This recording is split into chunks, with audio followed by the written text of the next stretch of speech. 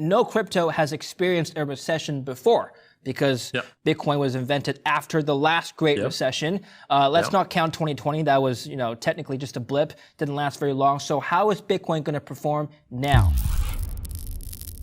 that it's going to experience its first full recession? Bitcoin is directly correlated with the stock market. The stock market is inversely correlated with interest rates. As interest rates rise, stocks go down. As stocks go down, Bitcoin goes down. When Bitcoin goes down, most other cryptocurrencies go down as well. The first time Bitcoin dropped from 65K to 17.5, Hex went up 30x.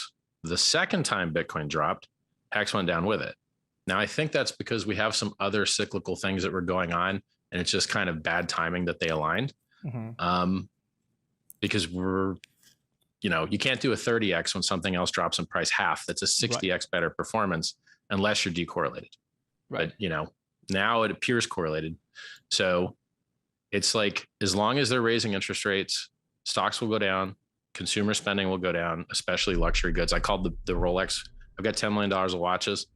This is $1 million Rolex Daytona Rainbow. I called the top on the day. So this was $1 million watch, still is $1 million watch. But if you really bargain hunt it, you can get this for $850 right now. There's one for sale for $850. So, here's the thing that people don't understand. If the investment that you have drops 20%, but all the stuff that you want to buy drops 20%, you broke even. If the investment that you had went up 20%, but all the stuff you want to buy went up 20%, you broke even. And so it really matters is the ratio of what you're holding versus the stuff that you want to buy. And so when I see figures come out of the government, a funny quote is that figures don't lie, but liars figure. I don't believe their statistics. I don't think inflation is as low as they've been saying it is. And I don't really care about this, GDP growth or not growth. It's too weird and too wide. And how does that affect me? I care about Ferrari prices, Rolex prices. I don't know what a gallon of milk costs. I'm too rich to care anymore. But I care about what luxury goods cost. And I care about what crypto costs. Because, people talk about stocks. I mean, look, Ethereum went up like 16 or 17% today. Hex is up 20% on the week. Why would anyone care about stocks when you've got the gains available in cryptocurrency, the best performing asset class that's ever existed that can put you truly in charge of your money with no middlemen, no counterparty risk? Now, a lot of people don't use it that way. They give their keys to someone else, so I beg them not to. So, whenever people ask me about like, oh, should I mortgage or rent? I'm like, who cares? Crypto, rent, crypto, because the bottom will be found. Eventually they will, after they've raised rates for long enough, eventually they'll start printing money again. And when they do, all the risk on assets are going to shoot right up and crypto is going to shoot up the hardest. And by the way, as far as drops go, people screw this up all the time in crypto and it drives me wild. They hide. Remember how I said figures don't lie, but liars figure? Here's this misleading garbage that I see from the media and the idiots in the cryptocurrency space constantly. They talk about the drops, okay? Bitcoin dropped 75, Ethereum dropped 85, Hex dropped 95. Cool, great. To any new person, that sounds like a terrible investment. But wait a second, how much are they up? Well, I don't know. When I was mining Bitcoin, they were 50 cents. When I bought Bitcoin, it was $30. Well, now they're $22,000.